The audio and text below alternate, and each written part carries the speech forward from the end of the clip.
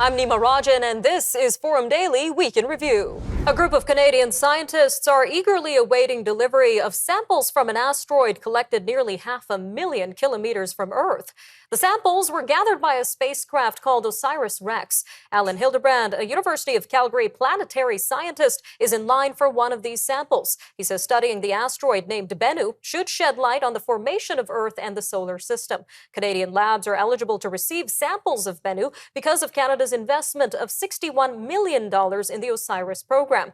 OSIRIS is scheduled to parachute its package of asteroid samples into the atmosphere on September 24th. It's only the third time that scientists have been able to get material directly from an asteroid, and it's expected to be, by far, the largest haul yet, with as much as 200 grams. Well, joining us now to discuss this out-of-this-world delivery is Dr. Alan Hildebrand himself. Dr. Hildebrand, welcome to Forum Daily. Pleasure to be here. Now, this sample, the retrieving of the sample, it's quite a long process. It took 13 years. It's 13 years in the making, sir. So can you tell us a little bit more about the significance of this moment for the scientific community? Well, we're, of course, getting a little bit better in terms of technology growth. So we're dealing with fundamental questions. What's the solar system made of? And so we're able nowadays to go out and take a sample of an asteroid and see what it's really made of. Quite the technological advancement there. Now, it's interesting that this is the only the third time that scientists have been able to get material directly from an asteroid, Dr. Hildebrand. Why do you think that is?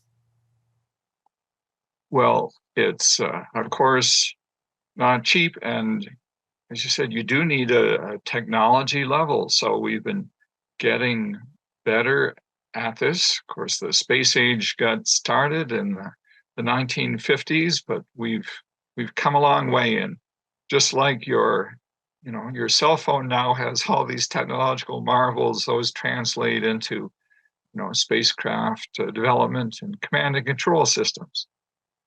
A long way indeed, Dr. Hildebrand. Now, this asteroid is said to be connected to the early history of the solar system and Earth, according to you. So how do we know all of this to be true? And can you tell us a little bit more about Bennu and why it was selected?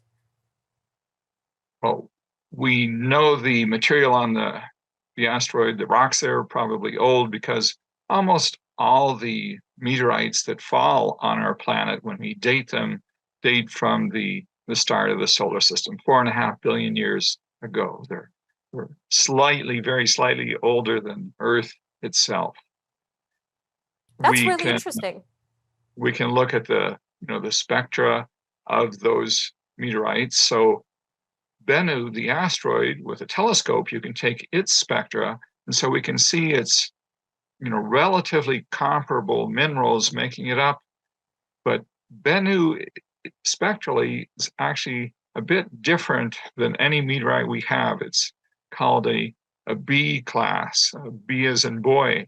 So spectra is a little different. So why go to Bennu? That's one reason right there. It's material we don't have in our meteorite collections yet. And we'd like to know what's different about it in terms of composition, in terms of its mineralogy. Other reasons to go, it's a very dark asteroid. It has organic compounds, carbon, hydrogen, oxygen, nitrogen, in addition to rocky minerals. So we can learn about the development of the chemistry that happened on it when the rock reacted with water, which presumably happened in the outer part of the solar system. And Bennu happens to have traveled inwards in the solar system, close to Earth, so it's possible for us to send a spacecraft there.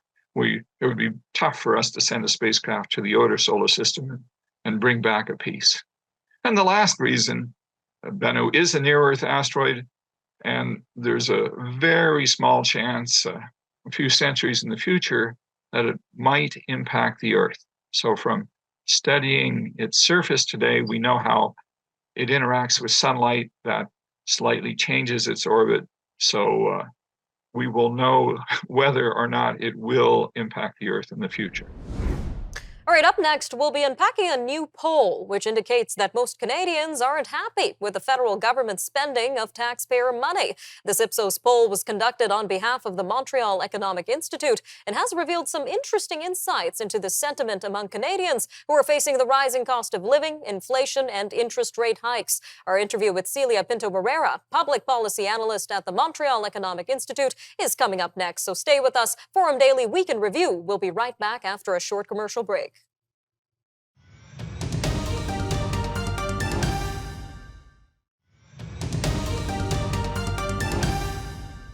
How do Canadians feel about how Ottawa spends taxpayer money? Well, a new poll conducted by polling firm Ipsos on behalf of the Montreal Economic Institute answered exactly that. The poll showed that Canadians are not happy with how the federal government spends taxpayer money. According to the poll, only 23% of Canadians believe that the federal government is effectively allocating funds to address the most important issues facing Canada today. The poll also showed that 55% of Canadians feel that the federal government spending is too high. This while 67% of Canadians consider the amount they pay in income taxes too high or much too high. Well, joining us now to discuss the poll is Ms. Celia Pinto-Barrera, public policy analyst at the Montreal Economic Institute. Ma'am, welcome to Forum Daily. Thank you. So what led the Montreal Economic Institute to conduct this Ipsos poll in the first place? Well, as a public policy independent think tank, one of our mission is really to stimulate the public debate, and that includes listening to the public. So when we conduct poll as this, it really enables us to know what people think on issues are important, and this one was taxation. And what questions did you hope this poll would answer, and did it end up providing that insight that was needed?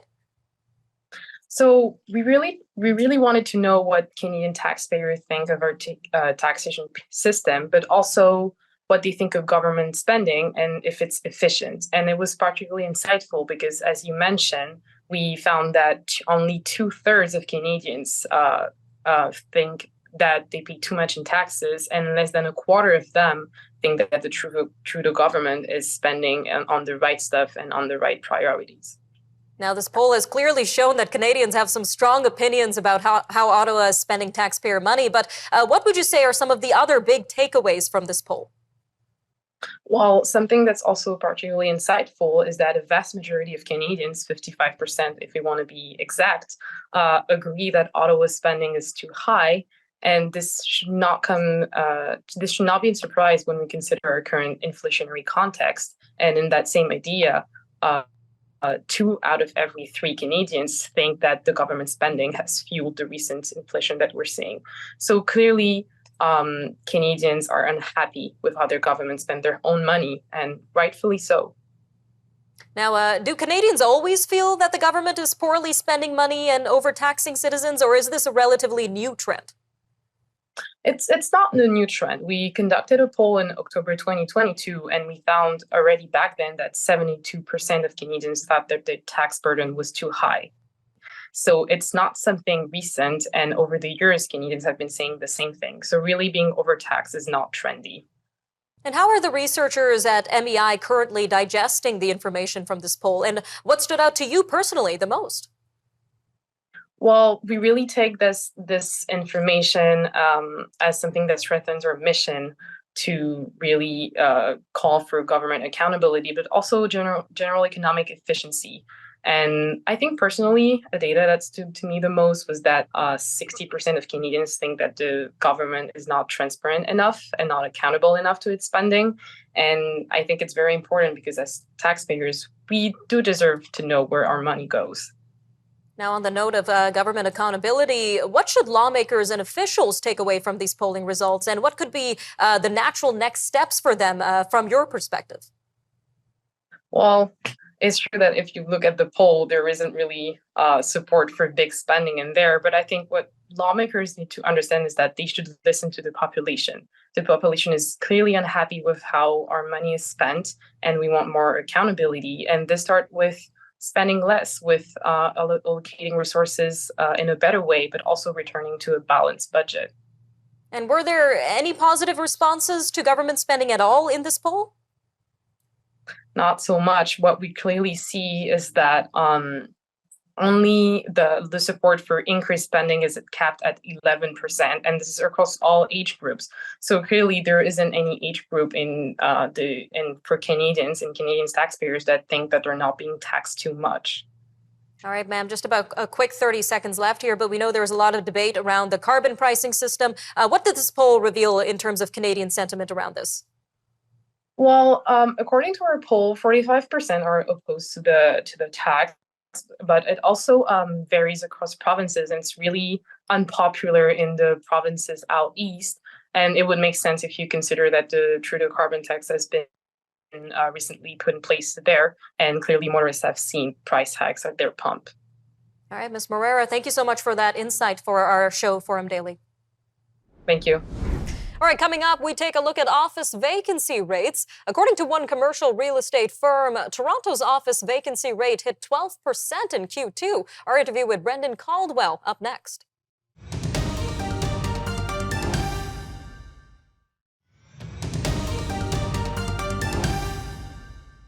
Commercial real estate firm Avison Young says Toronto's downtown office vacancy rate hit 12% in the second quarter. Now, this is up from 11.6% in the first quarter and continues an upward trend. It says the rate is far higher than the 2.1% that the market was at in the first quarter of 2020. Now, this was before the COVID-19 pandemic led to a surge in vacancies. The firm says available sublet space is up about 67% from last year to 4.5 million square feet. Now, this is in addition to the about 9.9 million square feet of vacant office space to bring the total availability in the core to 17.5%. Avison Young says it expects availability and vacancy to continue rising in the short term. Well, joining us now to discuss this is Brendan Caldwell, Director of Caldwell Securities Limited. Brendan, welcome back to Forum Daily. Thank you, Nima. Great to be here. Now, we've heard quite a bit about how Toronto vacancy rates have been extremely high since the pandemic, but why are they not returning to pre-pandemic levels yet, Brendan? Well, I don't think we're going to quite return to pre-pandemic office populations. I mean, we're amongst the most robustly attended offices, I think, in all of downtown. We're almost tripping over each other. We're so full. Plus, we have a very large influx of summer interns, which has been wonderfully helpful. But also takes up a fair amount of space. But I don't think that's the case to the extent that the rest of the world thinks we're a bunch of empty suits. We are largely empty suits operating in empty offices because they just haven't returned. So companies are saying, if people are only going to be in the office 2 or 3 days a week, why do we need to have a desk for them 5 days a week? So at best, 2 or 3 people end up sharing the equivalent of one desk or platooning or something. So as the old leases run off, I'm not sure that as many new ones are going to be put back on. And it's really interesting that there seems to be higher vacancy rates in Class B versus Class A buildings. So why do you think that is, Brendan? And what's the difference between the two? Well, I can't give you the technical definition, but as it sounds, a Class A building is a bright, new or newly renovated. In Toronto, that would be a building that's on the path, that is the underground network that connects all of downtown Toronto. You can always charge a bit of a premium and have a bit more uptake for the best.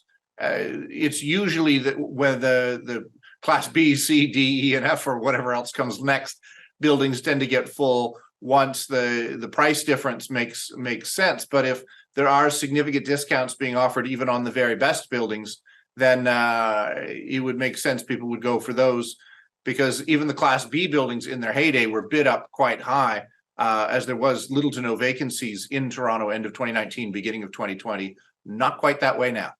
Definitely, Brendan. Now, here's an idea. Why can't we turn some of this vacant office space into housing? I'm not an engineer, but I understand that it's an engineering feat. When you consider the floor plate and how it works for actual houses, I mean, this room that I'm in now is a boardroom, but doesn't have any windows. Okay, that's fine. It's a boardroom, but you can't really have an apartment that doesn't have daylight. I legally don't think you can. So that's the one thing. That's one. Then from an engineering perspective, all the washrooms are in one spot just over there. You need to have a stack in every apartment. So there's that. But I think the more significant thing, and I think it's going to be a really big deal, you can't charge the taxes on retail space, like a residential space, that you can on commercial or office space.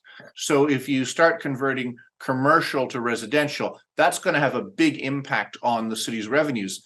And I don't know about other cities, but I'm getting the impression Toronto has a hard time paying for itself, even with the vast amount of building and expansion that's gone on. So where you could find yourself in a situation where fewer and fewer businesses are renting office spaces and there's less and less attraction for living downtown, that you might see a hollowing out. I'm not predicting like it's going to be like New York in the 1970s, but you could see a hollowing out of major downtown centers like Toronto. And we're already seeing it in places like San Francisco, which, being a financial center and very similar to Toronto in many ways, may be a cautionary tale for us here in the Big Smoke.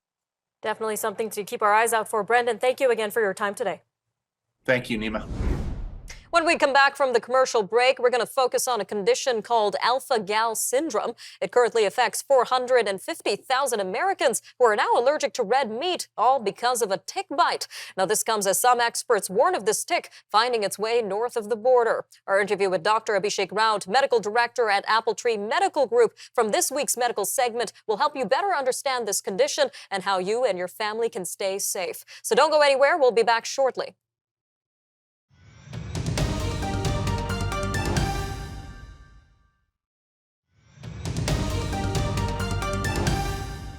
As many as 450,000 Americans have become allergic to red meat since 2010.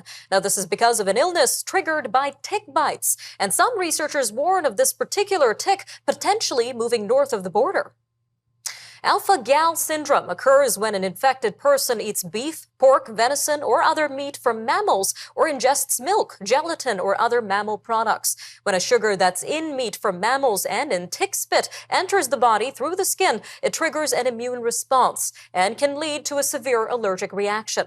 Doctors recommend people with the allergy should change their diet, carry epinephrine, and avoid tick bites. Well, joining us now to give us more insight into alpha-gal syndrome in our weekly medical segment is Dr. Abhishek Raut, medical director at Apple Tree Medical Group. Dr. Raut, welcome back to Forum Daily. Great, thanks for having me.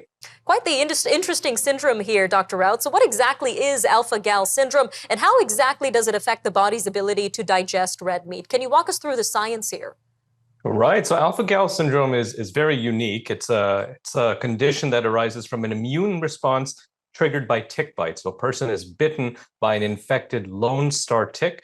That tick produces a sugar molecule called alpha-gal into the bloodstream. That sugar is also found in red meats such as beef, pork, and venison. And so the body creates a sensitization response to this sugar. And once sensitized, the individual's immune response is to produce antibodies against the sugar. So once you have those antibodies, whenever you consume meat that does have that sugar, the body regards it as foreign and really launches an allergic response, so releasing histamines and other inflammatory molecules, leading to the symptoms of an allergic response. And it seems this allergic response could be quite severe, Dr. Raut. We know that some doctors are suggesting that those who are allergic carry epinephrine. So do we know if anyone has died from this type of allergic reaction? Right. So with a classic allergic response, you'll see itching, hives, swelling of the face, lips, tongue, and throat. But more severe responses, you would see drops in blood pressure, difficulty breathing, and even loss of consciousness. So yes, in severe cases, alpha-gal syndrome can cause this anaphylaxis response. And that's why it's important to have that epinephrine handy, because if you do have that response, at least it will buy time for medical assistance for the allergic response. Now, it seems that this sort of allergic reaction is similar to other allergic reactions that we've seen. So what are some telltale symptoms of alpha-gal syndrome itself?